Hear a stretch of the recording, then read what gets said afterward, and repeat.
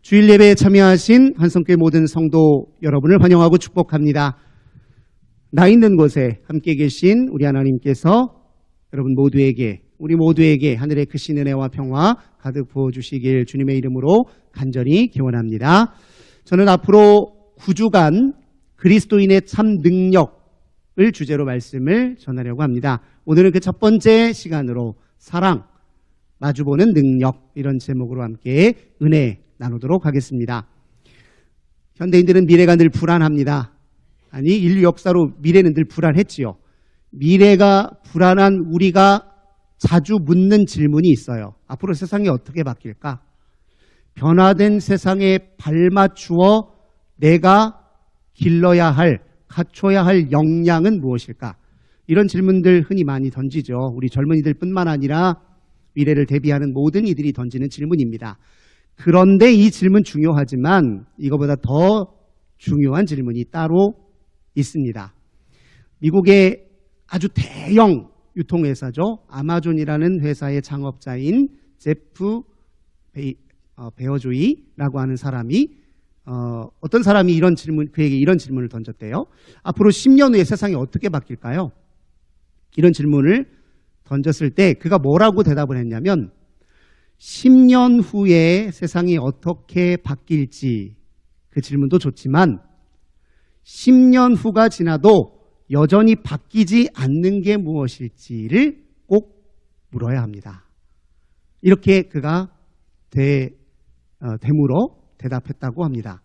그러니까 이 아마존의 창업자가 말하려는 요지는 무엇이냐면 세월이 아무리 바뀌어도 변하지 않는 본질적인 것을 제대로 이해하고 알고 있어야 변화된 세상에도 제대로 대응할 수 있다. 이제 그런 의미와 맥락 속에서 한 질문이겠죠.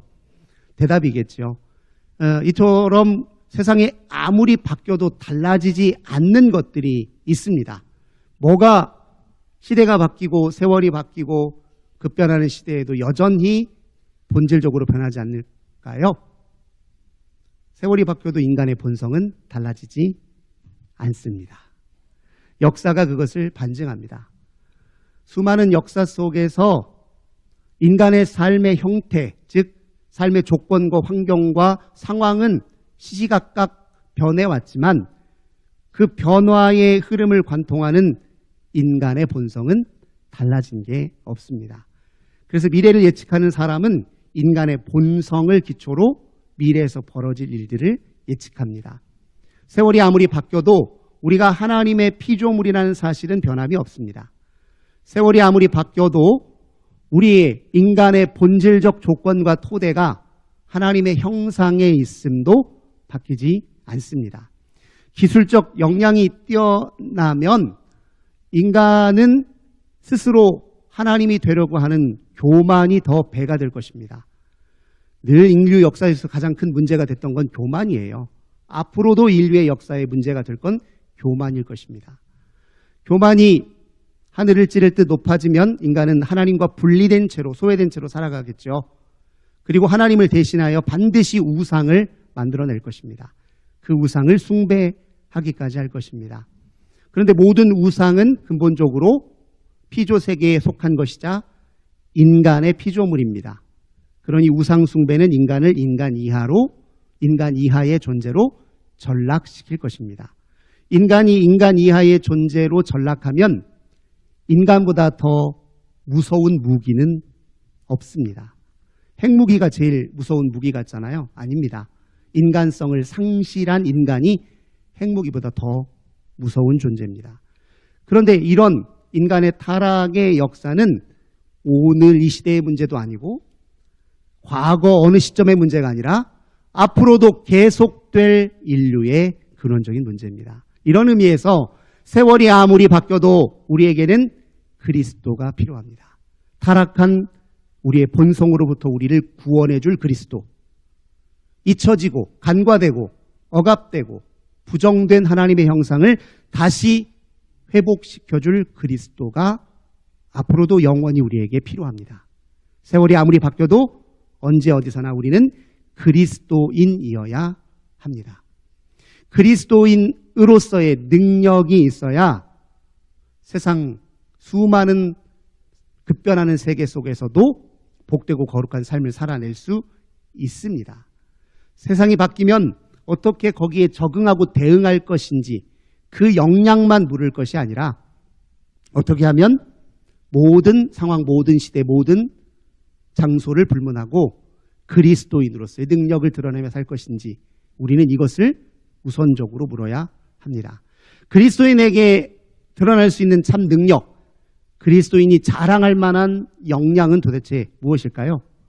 저는 무엇보다도 바울이 성령의 열매로 열거한 9가지 삶의 탁월한 덕목이야말로 그리스도인이 드러낼 수 있는 진짜 능력이라고 생각합니다. 갈라디아서 5장 22절 23절 오직 성령의 열매는 사랑과 희락과 화평과 오래 참음, 자비, 양선, 충성, 온유, 절제.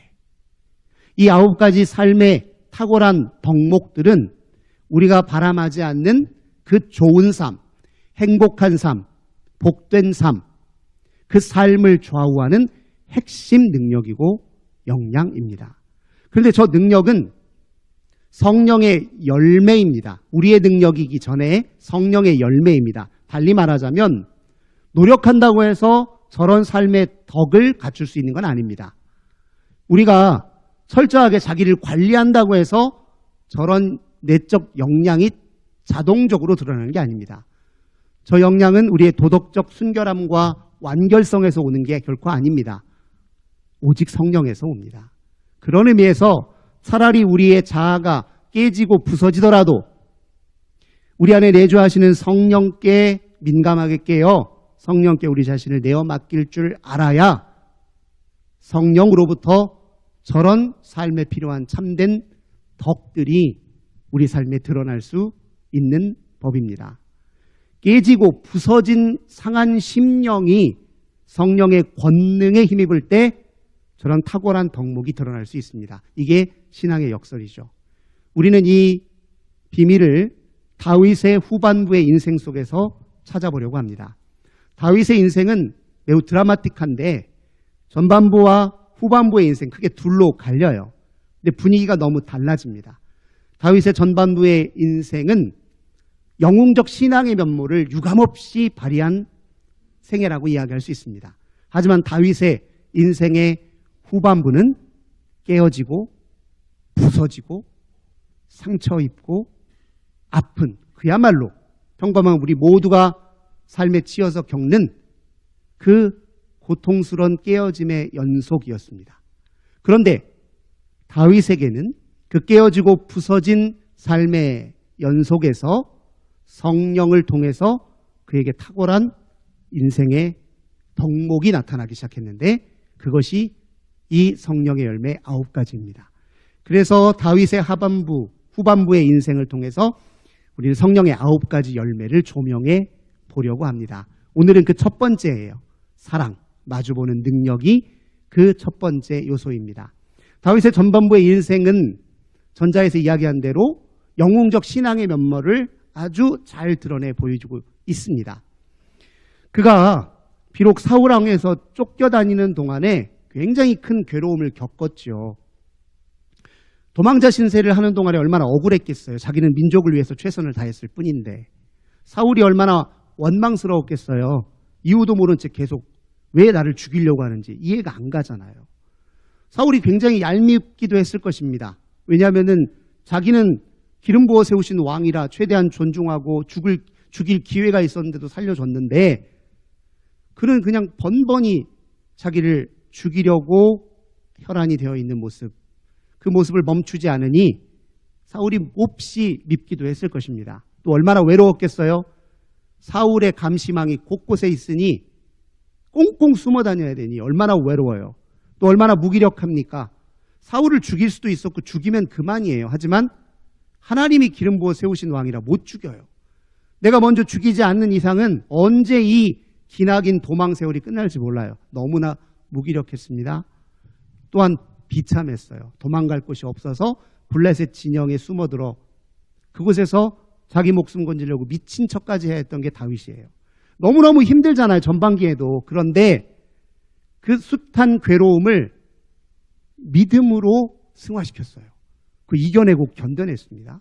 그래서 다윗 왕의 전반기의 생애 속에서는 오히려 더 빛이 밝히 드러나요. 확고한 믿음으로 그가 견뎌내고 내적으로 깊어져서 전반부에 고생은 안 보이고 오히려 더 그가 우리 눈에는 더 밝게 보여요. 그게 다윗 인생의 전반부입니다. 그렇게 쫓기는 과정에서 깊어진 그가 사울의 시대가 저물고 이스라엘의 새 왕으로 등극하여 통일 왕국을 이루었을 때 그는 제일 먼저 이스라엘의 가장 큰 위협이 되었던 블레셋을 제압하고 예루살렘을 수도로 삼아 그곳에 언약궤를 비치했습니다. 이 말은 우리 이스라엘은 하나님의 법도를 통치 이념으로 삼은 하나님의 왕국이다라고 천명한 거예요. 그는 하나님의 성전을 짓기를 원했고 그걸 철저하게 준비했습니다. 이 모든 과정을 보면 그냥 신앙의 영웅이에요. 영웅. 그랬던 그가 하루아침에 무너지는 일이 벌어졌습니다. 우리가 너무나 잘 알고 있습니다. 사무엘하 12장의 그 사건이요. 우리아의 아내 밧세바를 취하고 우리아를 죽게 했던 그 사건이요. 그 과정을 잘 보면 너무나 앞에서 보여줬던 다윗의 영웅적 면모와 너무나 달라서 의아스러울 정도예요. 이게 같은 사람 맞아? 앞에서 우리가 알았던 그 사람 맞아? 온갖 역경 속에서도 믿음으로 다 이겨냈던 그가 어떻게 이렇게 하루아침에 어떻게 이렇게 딴 사람처럼 돌변할 수 있지? 의문을 가질 수밖에 없습니다. 그런데 도대체 왜 그는 그런 실수를 범하고 말았을까요? 믿음이 사라졌기 때문입니까? 하루아침에 갑자기 하나님을 부정하게 되기라도 한 것입니까? 아닙니다. 미안한 얘기지만 인간이 본래 그렇습니다. 다윗도 인간입니다. 인간은 모순적이고 자기가 이제까지 살아왔던 삶을 아무렇지도 않게 뒤집어 자기 모순 속에 허우적거릴 수 있는 게 바로 인간이에요. 다윗에게도 선과 악이 공존해 있었습니다. 다윗도 영혼과 소인을 왔다 갔다 오락가락 했었던 평범한 인간입니다. 우리 모두는 불완전함을 자기 본성으로 안고 있어요. 불완전함이 우리의 본성의 일부입니다. 우리의 본성이에요. 그동안에 총력을 기울여 살았습니다. 왕위에 오르고 나라를 안정시키기까지 정말 전심을 쏟았어요. 그래서 그의 어두운 면, 그의 악한 면은 수면 아래에 감추어져 있었을 뿐이에요. 그런데 나라가 좀 안정되자 감추어졌던 그의 숨어있는 그림자와 어두운 면이 드러나기 시작했어요. 조금 방심하니 하나님에게서 시선을 잠깐 떼니 악이 그의 어둠이 그를 집어 삼켜서 그런 실수로 이어졌습니다. 다윗은 그런 일을 저질러 놓고 어떻게 했습니까? 어떻게 했냐면요. 남들이 모르면 나도 모른 척하며 살 수 있다 생각했어요. 우리아가 죽고 나서 바로 밧세바를 아내로 취합니다. 우리가 잘 아는 것처럼 밧세바를 강제로 취하고 임신하니까 그거 감추려고 우리아를 결국 죽게 했잖아요. 전쟁의 최전선에 일부러 세워서 싸우다가 죽게 만들었잖아요. 죽었어요. 그리고 밧세바를 아내로 취합니다. 이 모든 과정을 보면 이거예요. 모든 게 자연스럽게 보이게 하는 거예요. 남들이 눈치채지 못하게. 우리아가 싸우다 죽어서 자연스럽게 그의 아내 밧세바를 취했고 그래서 그가 임신을 했고 그가 아들을 낳았다. 남들은 눈치 전혀 못 채게. 남들이 모르면 나도 모른 척할 수 있으니. 그런데 내가 모른 척한다고 하나님이 모르십니까? 내가 모른 척한다고 하나님이 모른 척하실 리 있습니까? 13장, 12장 하나님은 나단 선지자를 그에게 보내십니다. 나단 선지자가 다윗에게 찾아와 이야기 하나를 들려주는데 내용인즉 이래요. 한 부자가 있었는데 어느 날 그 부잣집에 손님이 한 분 찾아왔다는 거예요. 이스라엘은 손님을 환대해야 되는 게 관례입니다. 자기 집 이제 음식을 잘 차려서 접대를 해야 될 텐데 아니 이거 웬걸요? 그 부자가 옆집 가난한 사람의 작은 암양 새끼 하나를 강제로 뺏어다가 그걸 잡아가지고 손님에게 대접한 거예요. 나단이 이 이야기를 들려주니까 다윗이 어떻게 반응했냐면 화를 내요. 아니 천하에 이런 몹쓸 놈이 다 있어요. 내가 지금 당장 가서 징벌을 내리고 그리고 배상 조치하도록 하겠습니다. 라고 말하니까 나단 선지자가 다윗에게 뭐라고 말합니까? 그가 바로 당신입니다. 이렇게 얘기해요. 그가 바로 당신입니다. 다윗이 그 순간 어떻게 했을까요? 가슴이 철렁 내려앉았어요. 남들 모르면 나도 적당히 감추어서 그냥 모르는 척 안 보고 내 추악하고 더럽고 상한 거 안 보고 살면 그만인데 그 순간 다 드러났어요. 하나님이 나단 선지자를 통해서 그의 잘못 하나하나를 다 되짚어 읊어줘요. 그것이 초래할 비극까지 다 예견해서 읊어줍니다. 다윗은 애써 감추려 했던 걸 마주볼 수밖에 없었어요. 추악하고 더럽고 어두운 자기 이면을 정면으로 볼 수밖에 없어요. 얼마나 큰 충격입니까? 이때 사람이 느끼는 마음이 어떨까요? 내가 얼마나 수치스러울까요? 얼마나 내가 미울까요? 도대체 내가 어쩌자고 이렇게 했을까? 자기가 한탄스럽지 않겠습니까? 다윗이 그 순간 할 수 있는 게 없어요. 하나님 낯을 보기도 부끄러워요. 형식적으로 드리는 제사 한번 드리고 속죄제사 한번 드리고 퉁칠 사안이 아니에요. 그가 할 수 있는 일 겨우 한 가지.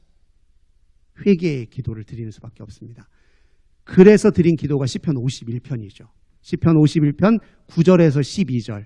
우리가 잘 아는 말씀이죠. 하나님이여 내 죄를 사해 주시고 내 속에 정직한 영을 주옵소서.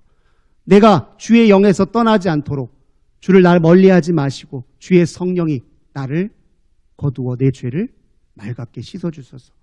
그렇게 고백하며 기도했단 말이에요. 그게 전부예요. 염치 없지만 그래도 하나님을 볼 수밖에 없어요. 부끄럽지만 우리 안에 내주하시는 성령을 의지할 수밖에 없었습니다.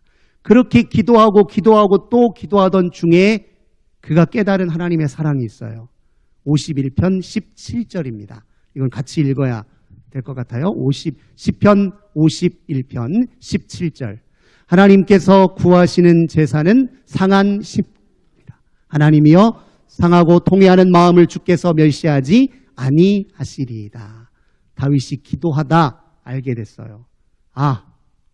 상하고 깨어지고 부서진 내 마음을 하나님이 외면치 않으시고 오롯이 마주보시고 나를 마주 대하여 주시는구나. 나조차도 보기 싫은 그 추악한 모습을 내가 드러내고 있어도 하나님 시선 거두지 않으시고 나를 마주보시고 나를 여전히 존귀한 사람으로 내 안에 감춰진 그 본질적 가치를 귀히 여기시고 여전히 마주 대하여 주시는구나. 이게 하나님 사랑의 본질이구나. 이걸 깨달았습니다. 깨어지고 부서져야 이 사랑을 압니다. 깨어지고 부서져서 염치 없지만 그래도 용기 내어 하나님을 응시하는 사람들만 이 사랑의 본질을 압니다. 그리고 이 사랑의 본질을 알아야 내가 그 사랑으로 변합니다. 근데 다윗이 이걸 깨닫기까지 단번에 이루어진 건 아니에요. 우리는 회개기도 시편 51편 한 번으로 기도한 것으로 그렇게 생각할 수 있는데 아니에요. 시편 51편은 숱한 회개의 기도의 종합판일 뿐이에요. 그가 자기 자신을 직면하며 받은 충격이 한동안 지속됐습니다. 그 충격 때문에 비극적인 일들이 일어나요. 우리가 잘 아는 그의 아들 압살롬의 이야기입니다. 다윗의 첫째 아들은 암논이었어요. 암논은 배다른 동생인 다말을 좋아했습니다. 다윗의 셋째 부인에게서 낳은 다말이라는 동생을 암논이 좋아했어요. 병이 들 정도로. 어느 날 요나답이라는 사촌이 와서 힌트를 하나 줘요. 야, 네가 아픈 척하고 다말을 네 침실에 들여라. 그럼 되지 않겠냐. 너무 그럴듯해요. 암논이 다말을 침실에 들였습니다. 그런데 다말은 사실 암논에게 마음이 없어요. 마음이. 암논은 강제로 다말을 취합니다. 근데 취하고 난 사건 이후에 성경에 보니까 암논이 다말을 쳐다보기도 싫어졌어요. 그렇게 병이 날 정도로 사랑했던 그 다말이 쳐다보기도 싫어 미워진 거예요. 그래서 채색옷 하나 던져주고 운전박대합니다. 왜 그랬을까요? 뭐 때문에 그랬을까요? 암논이 다말을 보면 뭐가 보일까요? 형편없는 자기 모습이 보이는 거예요.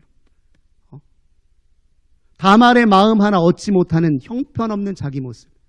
다말의 마음을 얻으려고 이렇게 폭력과 권세를 부리는 더럽고 추악한 자기 모습이 싫어요. 내 모습이 싫은 게 있으면 남들에게서 보이는 싫은 모습이 미워지는 거예요. 타인을 향한 혐오의 이면에 자기 자신의 더럽고 추한 면을 보기 싫어하는, 감추고 싶어하는 인간의 속성이 있습니다. 암논은 다말을 보면 자기 추악이 보여요. 그래서 보기 싫어 내쫓았습니다. 다말은 상처 입고 버림받고 깨어지고 부서졌습니다. 머리에 재를 쓰고 통곡했어요. 이 다말의 오라버니가 누구였느냐? 바로 압살롬이에요. 어머니가 같아요. 아버지는 다윗이지만 어머니가 같아요.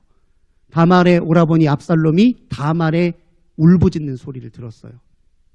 가슴이 아프고 무너지죠. 오빠인데. 다윗은 어떻게 반응했을까요? 사무엘의 13장 21절 보니까 다윗이 그 소식을 듣고서 심히 노했다 이렇게 표현해요. 화가 나지요. 그런데 딱 저기까지예요. 화 한 번 냈을 뿐이지 암논에게 아무런 징계도 내리지 않습니다. 왜 그랬을까요? 암논을 보니까 누가 보여요? 다윗이. 자기가 보여요. 암논이 한 일이나 내가 우리아와 밧세바에게 한 일이나 똑같아. 암논을 보니까 내가 보여. 나나 저나 똑같아요. 암논을 벌할 수가 없었어요. 다윗은. 자기를 직시할 수가 없었어요. 그러자 누가 서운합니까? 압살롬이 서운하죠. 아버지는 형밖에 모르는구나. 나하고 내 누이는 이렇게 상처받고 고통스러운데 아버지 다윗은 우리는 안중에도 없구나. 압살롬이 속으로 복수를 계획합니다.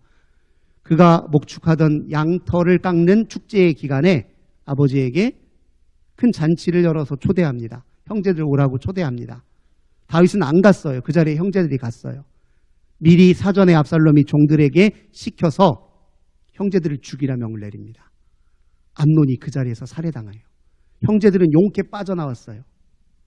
그리고 압살롬은 도망했습니다. 요단강 동편 지역 땅으로 도망갔어요. 다윗이 이 소식을 들었죠. 가슴을 치죠. 아프죠. 그것이 또 회개의 기도. 왜? 돌이켜보니 다 누가 자초한 거예요. 다 누가? 내가 자초한 일. 내가 스스로 자초한 일 같아서 다윗이 또 깨어지고 또 부서집니다. 또 기도해요. 또 회개합니다. 또 하나님의 성령에 의지합니다. 그렇게 하다 보니 주의 사랑의 본질을 알게 된 거예요. 마주보는 능력, 마주 대하는 능력으로서의 그 사랑.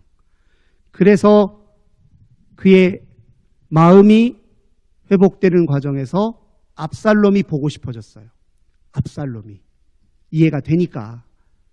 압살롬이 떠난 지 3년쯤 됐습니다. 압살롬을 그리워하는 마음을 다윗의 최측근인 요압이 알아차렸어요.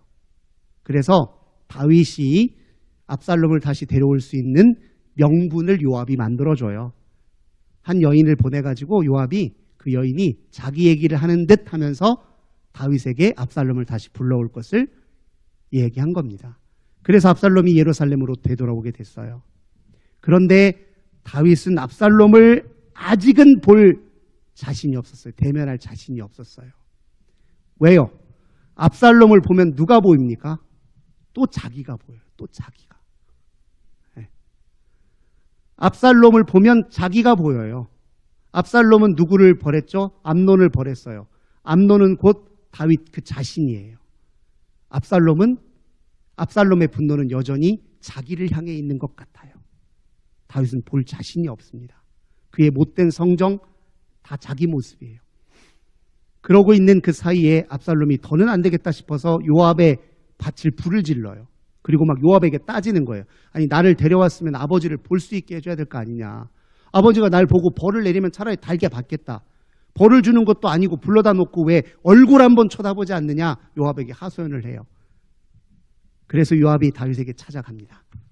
그리고 다윗이 용기를 내요. 또 기도했을 거예요. 주님, 추하고 더러운 저를 마주 대하셨는데 저도 제 자신의 추악함을 이렇게 직시할 용기를 주시고, 그리고 나의 아들들의 추악함도 마주대할 용기를 주소서.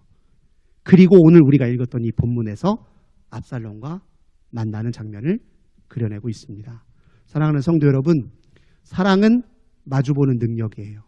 우리 모두에게 있는 추악함, 더러움, 그림자, 악한 그 본성을 드러내는 그 순간에도 그의 본질적 가치와 존귀함을 의식하며 끝까지 마주 대하는 능력, 마주보는 능력입니다. 이게 진짜 기독교 신앙의 능력이고 그리스도인들이 드러내야 될 능력입니다. 이것 때문에 우리가 구원받은 거예요.